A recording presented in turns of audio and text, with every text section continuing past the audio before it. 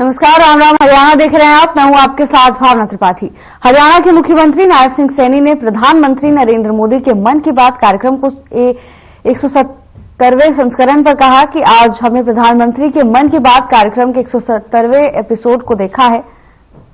इस कार्यक्रम में देश में कई स्थानों पर जो अच्छे कार्य किए जाते हैं, ऐसे कार्यों को प्रस्तुत किया जाता है। मन की बात कार्यक्रम से जिस तरह के विषय जुड़े होते हैं, उससे प्रेरणा भी मिलती है। तो वहीं प्रयागराज में जो भी महाकुंभ की शुरुआत हो रही है, प्रधानमंत्री नरेंद्र मोदी ने उसका जिक्र भी मन की बात कार्यक्रम में किया है। ये एक बहुत सराहनीय कार्यक्रम है।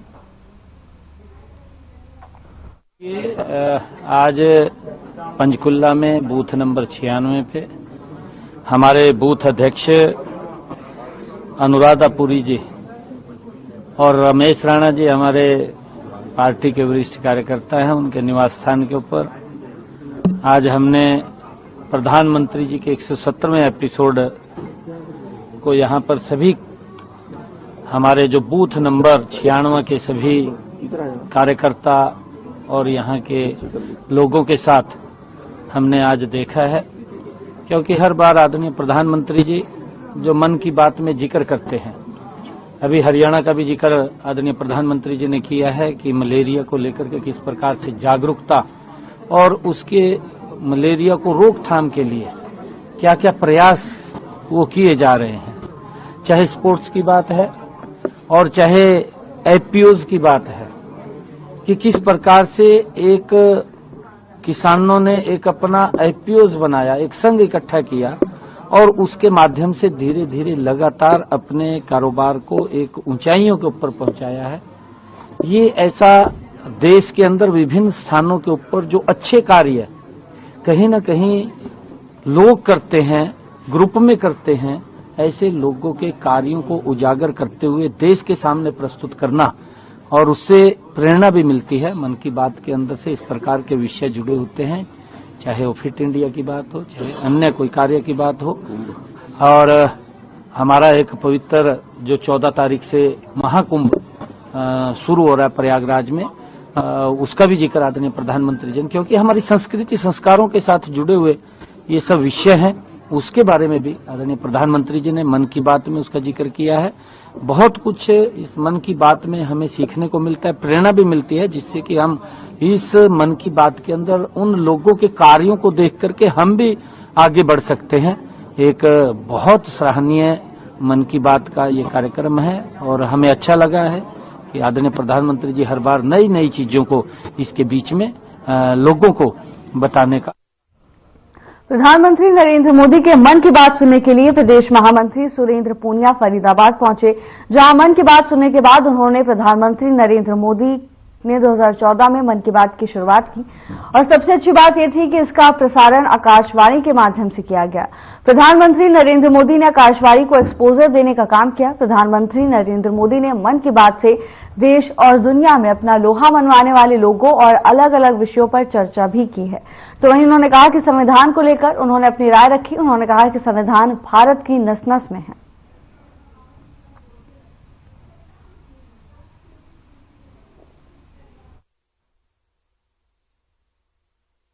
देखिए, माननीय प्रधानमंत्री जी 2014 में जब प्रधानमंत्री बने तो उस समय उन्होंने एक कार्यक्रम दिया महीने के अंतिम रविवार को, मन की बात कार्यक्रम के माध्यम से, और उसका प्रसारण आकाशवाणी के माध्यम से एक नई सोच के साथ। क्योंकि आप जानते उस समय आकाशवाणी को कोई सुनता नहीं था।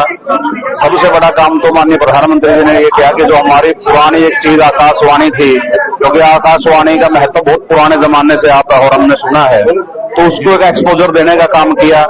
उसके बाद हर महीने किसी न किसी ऐसे शख्स की गाथा, कहानी या ऐसे उद्यम की कहानी या दुनिया भर में जो भारत के लोगों ने अपने बात का लोहा मनवाने का काम किया है विभिन्न कौशल या अन्य माध्यमों से, उसको देश और दुनिया के सामने लाने का काम जो माननीय प्रधानमंत्री जी ने किया है।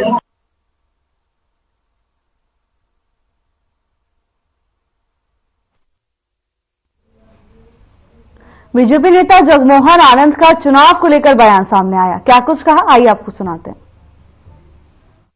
देखिए, चुनाव आयोग, ये तो हरियाणा चुनाव आयोग बता पाएंगे, लेकिन जहां तक मेरा व्यक्तिगत मानना है, हम सबका प्रयास ये रहेगा कि हमारा चुनाव जो सा है वो पहले चरण में अगर हो जाए तो हम लोग जरा इस काम से क्योंकि निपट जाएंगे जल्दी। कारण क्या है कि अभी सब कार्यकर्ताओं ने अभी ताजी मेहनत की हुई है, सब वार्डों का पता है, सब अपना जो सा है कार्यकर्ताओं के बीच में हम लोग गए हुए हैं। दूसरा सबसे बड़ी बात क्या है कि शहर की एक छोटी सरकार होती है, निगम के कामों में 80% मैंने जो अब 3 महीने की अपने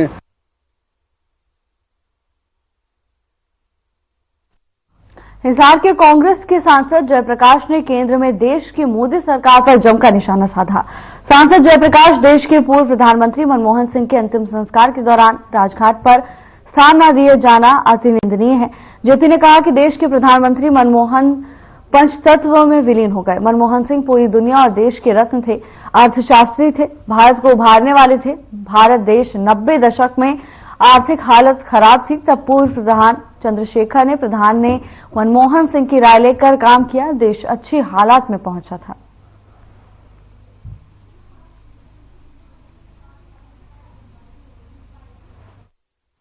देखिए, बहुत बड़ा एक रत्न था इस देश का, जिसका पूरी दुनिया में नाम था अर्थशास्त्री के रूप में। गुड गवर्नेंस जिस सत्ता ने दी, जिस राज ने दी, वो डॉक्टर मनमोहन सिंह का राज था। और जब भारतवर्ष आर्थिक तौर से बहुत कमजोर हो गया था, 90 के दशक में भारत की ये हालत हो चुकी थी कि क्रूड ऑयल खरीदने के लिए भी हमारे पास फॉरेन करेंसी नहीं थी। तब तत्कालीन स्वर्गीय भारत के प्रधानमंत्री चंद्रशेखर जी ने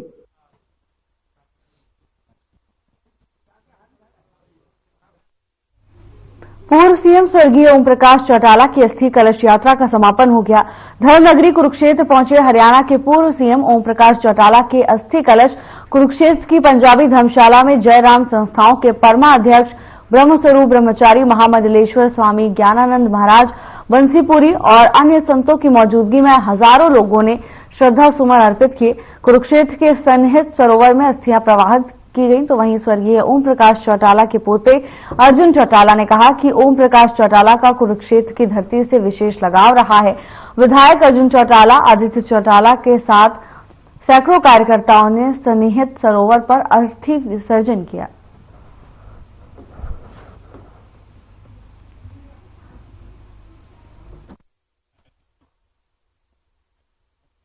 तीन दिन की कलश यात्रा थी, अस्थि कलश यात्रा चौधरी ओम प्रकाश चौटाला जी की। आज उसका समापन जो है वो कुरुक्षेत्र में किया गया। कुरुक्षेत्र की धरती से चौधरी ओम प्रकाश चौटाला जी का सदैव एक बड़ा लगाव रहा है, चाहे वो कुरुक्षेत्र के अपलिफ्टमेंट के बारे में बात हो, चाहे धार्मिक अपलिफ्टमेंट की बात हो, और चाहे गीता की बात हो। हमेशा उन्होंने कुरुक्षेत्र को अपना बना के रखे। चौटाला साहब के लिए तो सारा प्रदेश उनका अपना था। हम केवल अकेले उनका परिवार नहीं है, प्रदेश, समस्त प्रदेश उनका परिवार है। और इसीलिए फैसला लिया गया था कि चौधरी ओम प्रकाश चौटाला जी की जो अस्थियां हैं वो हर जिले में जो उनके साथी हैं, जो उनके कार्यकर्ता हैं, जो उनका परिवार है, उनका भी उतना ही हक बनता है। उनको विधि विधान से वो आगे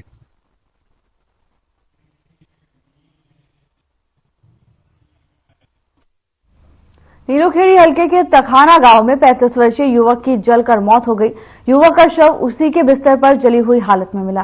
मृतक 2 बच्चों का पिता था। हादसे की जानकारी के बाद पुलिस और एफएसएल की टीम मौके पर पहुंच गई और शव को कब्जे में लेकर पोस्टमार्टम के लिए कल्पना चावला मेडिकल कॉलेज में भेज दिया गया।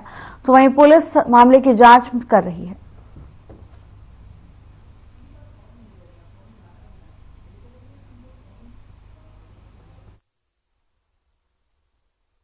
और मेरे ही परिवार में से था ये। अब थोड़ा दारू गुरु पीता था ये। मेरे घर में मियाँ बीबी की आपस में बोल चाल थी। वो घर वाली भी यहाँ से चली गई मायके, और ये अपना ड्रिंक करेगा था। तो रात को पता नहीं किस टाइम आया हुआ, माँ बाप ने भी इतना पता नहीं। माँ बाप भी वैसे ही परेशान थे पहले से जी। अब रात को ये कोई दारू गुरु के नशे में था, कोई बीड़ी वगैरह इसने लाई, माचिस वगैरह जलाई, उसकी वजह से कोई आग पकड़ गई। समझ किसी को लगी नहीं, बारिश काफी थी तो बरसात की वजह से नहीं पता चला जी। सुबह जैसे माँ बाप उठे, उन्होंने देखा कि अभी तक ये उठा नहीं, धुआं निकल रहा था। तब उनको जानकारी मिली कि भाई ये तो हादसा ही हो गया। जैसे आपको पता है कल बारिश का मौसम था, तो जैसे ही उसके पिताजी से वो तो घर पे सो रहे थे अंदर, उनको तो सुबह ही मालूम हुआ कि जो रोशन कुमार हैं वो अपनी जीवन लीला समाप्त कर चुके। बेड में लगी हुई थी आग और रजाई में, साथ में ही थोड़ी दारू की बोतल वगैरह मिली है जी। तो हमने किसी का डाउट तो है नहीं है सर कि किसी ने कोई हादसा किया है, ये तो प्रकृति का ही जी। बीड़ी वगैरह सेवन करता था, जैसे ही बीड़ी पी रहा था तो अचानक ही सुबह उनकी भाभी ने पता चला या डैडी ने देखा तो पूरे कमरे में धुआं हो रहा था। अकेले थे घर में? अकेले हाँ अकेले सोचते थे। इसकी जो घरवाली थी वो आज से 1.5-2 साल पहले इनका थोड़ा घर का मैटर था जी, तो उसमें अपनी मायके गई हुई थी। उसके 2 बच्चे थे जी, बच्चे भी और लवीस, वे दोनों वहीं पर स्टडी वगैरह वहीं पर करते थे मदनपुर गाँव से। सर सूचना मिली थी कि तखाना गांव में एक लड़का है तो उसमें दारू वगैरह तैयार हो रहा था, ऐसे आग जी के कारण जो भी है ये स्पष्ट नहीं हो पाया भी कैसे उसकी मौत हुई है जी। आए हैं मौके पे, dead body scene of crime बुला ली है जी और अफसरों को बता दी है जी। पोस्टमार्टम के लिए लेके जा रहे हैं जी। आप बयान वगैरह लिखेंगे, जैसे भी कहेंगे वैसी कार्रवाई करेंगे। क्या नाम क्या है सर, कितनी उम्र है? रोशन है सर, ये कश्मीर का लड़का है, तखाना गाँव में 35 साल का है, मैं मजदूरी करता था जी। तो आग लगी थी घर में?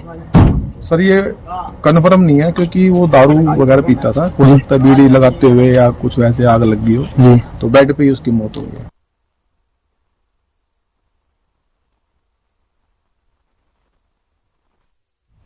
हरियाणा के जिले फरीदाबाद के थाना एसडीएम नगर इलाके में एक नवजात बच्ची का शव कपड़े में लपेटा हुआ झाड़ियों में मिला, जिसकी सूचना मिलने के बाद मौके पर पहुंची पुलिस ने बच्ची के शव को कब्जे में लेकर पोस्टमार्टम के लिए बादशाह खान सिविल अस्पताल की मोर्चरी में रखवा दिया है। आपको बता दें कि इस मामले में जानकारी देते हुए थाना एसडीएम नगर में तैनात जांच अधिकारी सब इंस्पेक्टर राजकुमार ने बताया है कि केसी सिनेमा हॉल के पास झाड़ियों में बच्ची का शव कपड़े से लिपटा हुआ था, जिसे एक मोहिनी नाम की महिला ने झाड़ियों में पड़ा हुआ देखा था।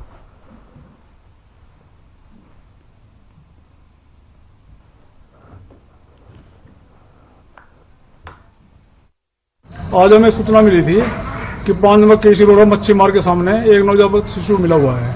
जब वहां मौके पहुंचे तो मोहिनी सनम गंगाराम भाटिया एक लेडी मिली थी, 5 नंबर रहने वाली है। उसने कहा कि मेरी 80 साल की मम्मी है जो वहां बीड़ी सिगरेट खोके लगाती है। जो उसको चाय देने आई थी उसने देखा उसको मिला हुआ है।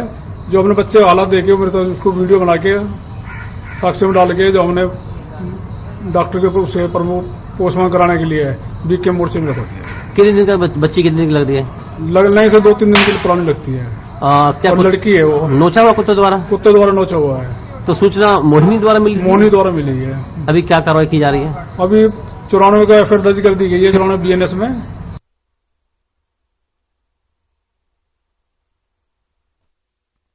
हरियाणा से गुरुद्वारा प्रबंधक कमेटी के चुनाव 19 जनवरी को हैं। इसको लेकर जगदीश सिंह झिंडा ग्रुप सहित 4 उम्मीदवारों ने अपना नामांकन पत्र भर दिया। तो झिंडा ग्रुप से उम्मीदवार मेजर सिंह लाहौरिया ने बताया कि 19 जनवरी को हरियाणा से गुरुद्वारा प्रबंधक कमेटी के चुनाव होंगे और चुनाव को लेकर नामांकन भरने की प्रक्रिया का अंतिम दिन है। इसके साथ ही उन्होंने कहा कि पूरे हरियाणा में 40 मेंबर्स का चुनाव होगा, जिसमें जिला कैथल में 3 सीटें हैं।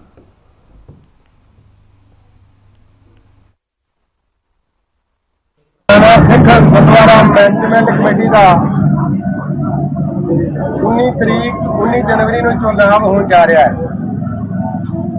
ਪਿਛਲੇ ਕਈ ਸਾਲ 2001 ਤੋਂ ਲਗਭਗ ਲੈ ਕੇ 2015 ਤੱਕ ਆਪਾਂ ਇਹ ਲੜਾਈ ਲੜੀ। ਹਰਿਆਣਾ ਸਿੱਖ ਗੁਰਦੁਆਰਾ ਪ੍ਰਬੰਧਕ ਕਮੇਟੀ ਜੋ ਹਰਿਆਣੇ ਦੀ ਵੱਖਰੀ ਕਰਾਈ, ਉਸ ਤੋਂ ਬਾਅਦ ਨੋਮੀਨੇਟ ਕਮੇਟੀ ਹੋਈ ਤੇ ਆਪ ਸੰਗਤਾਂ ਦੀ ਮਿਹਨਤ ਦਾ ਸਦਕਾ ਉਹਦਾ ਹੁਣ ਜੋ ਚੁਣਾਵ ਹੋਣ ਜਾ ਰਿਹਾ ਹੈ, ਇਲੈਕਟਡ ਬੋਡੀ ਬਣੇਗੀ।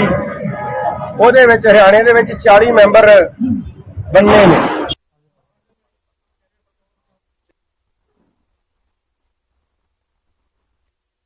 भारतीय किसान संघ की मासिक बैठक हुई। किसान संघ के प्रदेश अध्यक्ष सुरेंद्र ने कहा कि केंद्र सरकार जेनेटिक मॉडिफाइड बीजों को प्रचारित करना चाहती है और भारतीय किसान संघ इसका विरोध करता है। इसके साथ ही उन्होंने कहा कि जेनेटिक मॉडिफाइड भारतीय संपदा के लिए खतरा है। बीटी कपास के कारण किसान कर्जदार हो गया है। हमारे खाद्य पदार्थ मिलावटी आ रहे हैं।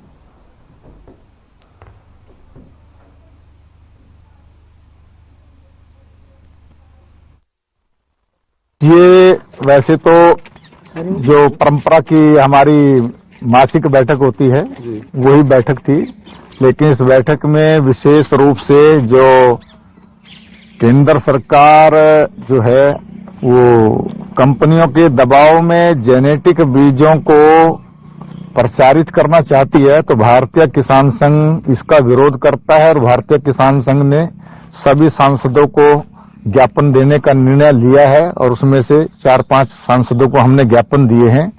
जेनेटिक मॉडिफाइड बीज भारत की प्रकृति के लिए, भारत की जैविक संपदा के लिए खतरा है। बीटी कपास में भी ऐसा ही कहा गया था। आज बीटी कपास के कारण किसान बर्बाद हो गया, कर्जदार हो गया है।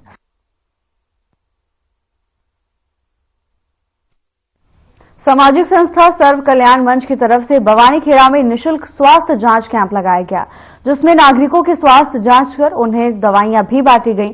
आपको बता दें कि सिविल सर्जन रघुवीर शांडिल्य ने नागरिकों को स्वस्थ रहने से संबंधित सावधानियों और सरकारी स्वास्थ्य योजनाओं के बारे में भी जानकारी दी है। ग्रामीणों ने मुख्य अतिथि सिविल सर्जन रघुवीर शांडिल्य को स्मृति चिन्ह भेंट कर उन्हें सम्मानित किया।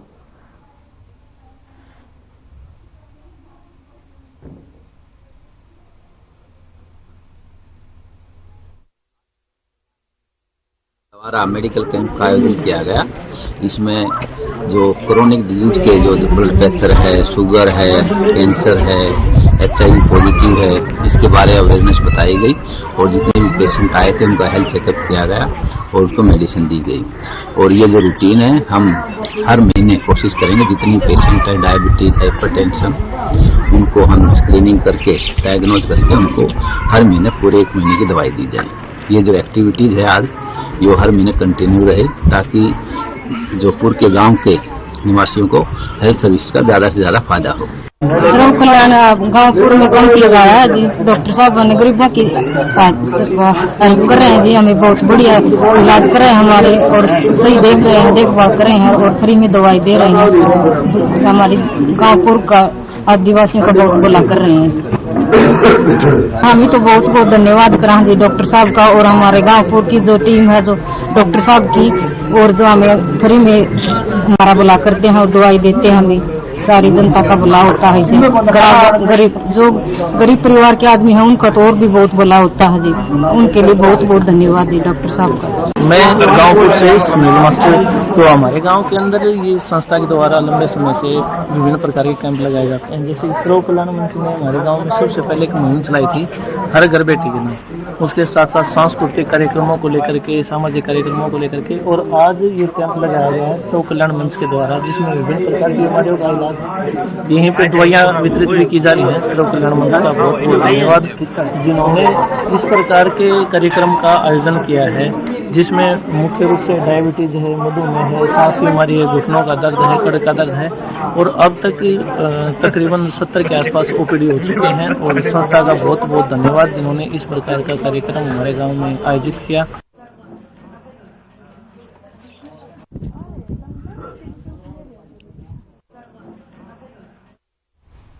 खबर फरीदाबाद से है, जहां IPS सत्येंद्र कुमार गुप्ता ने पुलिस कमिश्नर का पदभार संभाला।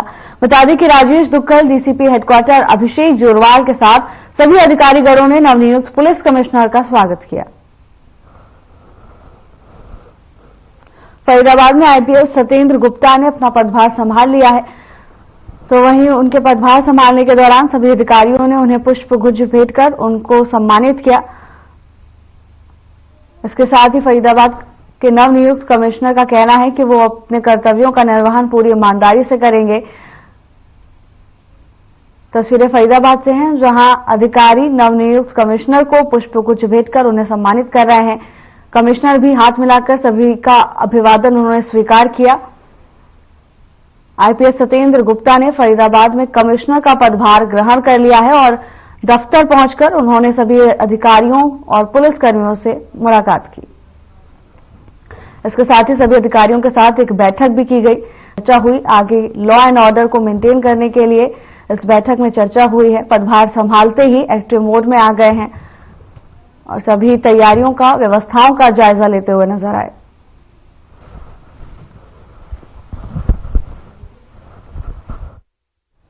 फरीदाबाद में लगातार गुंडागर्दी बढ़ती जा रही है। बता दें कि बीते शनिवार की रात को लगभग 1 बजे कार सवार 1.5 दर्जन बदमाशों ने 3 रेहड़ी चालकों को न केवल बुरी तरह पीटा बल्कि उनकी रेहड़ी पलट दी। इसके चलते सारा सामान सड़क पर बिखर गया। इस मामले में जानकारी देते हुए पीड़ित मीनू और रोहित की ओर से बताया गया कि वो अपनी रेहड़ी को बंद करके घर की तरफ लौट रहे थे। तभी रास्ते में कार में सवार कुछ युवक गाड़ी खड़ी करके उसमें शराब पी रहे थे। मोनू ने गाड़ी को थोड़ा साइड हटाकर उसे रेहड़ी निकालने के लिए जगह मांगी तो बदमाशों ने उतरकर मोनू की पिटाई कर दी। जब उसे बचाने के लिए उसके 2 और साथी पहुंचे तो उन बदमाशों ने उन्हें भी लात घूंसों से बुरी तरह पीटा। फिलहाल इस पूरे मामले में मोनू और उसके अन्य 2 साथियों का पुलिस ने बादशाह खान सिविल अस्पताल में मेडिकल कराया है। जांच जारी है। पूरे मामले को लेकर पुलिस का कहना है कि पीड़ितों के शिकायत के आधार पर मामला दर्ज कर लिया है। शिकायत के आधार पर आसपास की सीसीटीवी फुटेज खंगाली जाएगी और उचित कार्रवाई की जाएगी।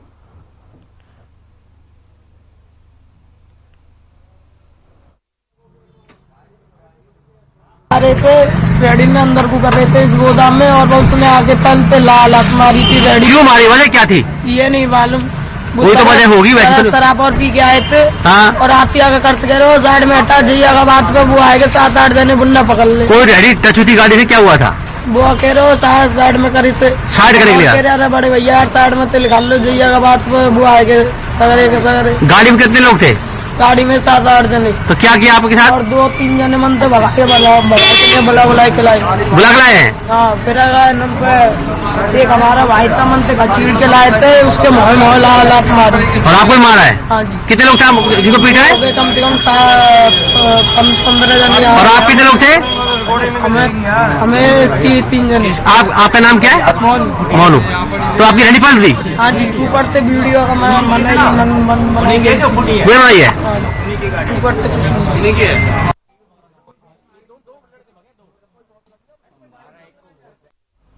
खबर नोहर से है, जहां आबकारी विभाग ने नाकाबंदी के दौरान अवैध शराब से भरा ट्रक पकड़ा है। इस दौरान मौके से ट्रक ड्राइवर को गिरफ्तार भी किया गया। आपको बता दें कि आबकारी टीम ने प्रहार अधिकारी अमर सिंह के नेतृत्व में इस कार्रवाई को अंजाम दिया। प्रारंभिक सूचना के अनुसार पंजाब की शराब को अवैध रूप से बीकानेर के पास किसी स्थान पर ले जाया जा रहा था और इसी दौरान पुलिस ने ये कार्रवाई की। आबकारी विभाग ने ट्रक को जब्त कर लिया है।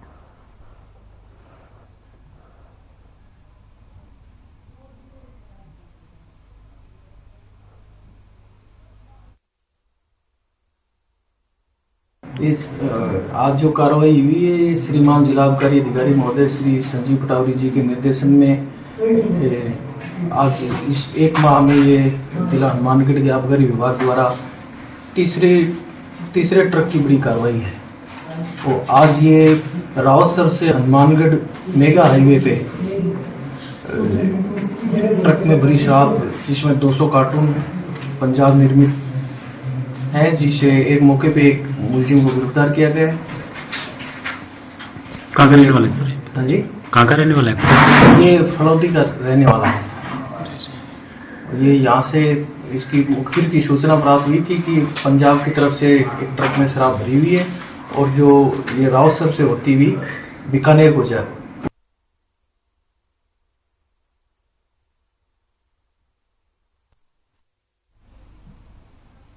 फिलहाल के लिए बस इतना ही। जल्द हाजिर होंगे नई अपडेट्स के साथ। नमस्कार।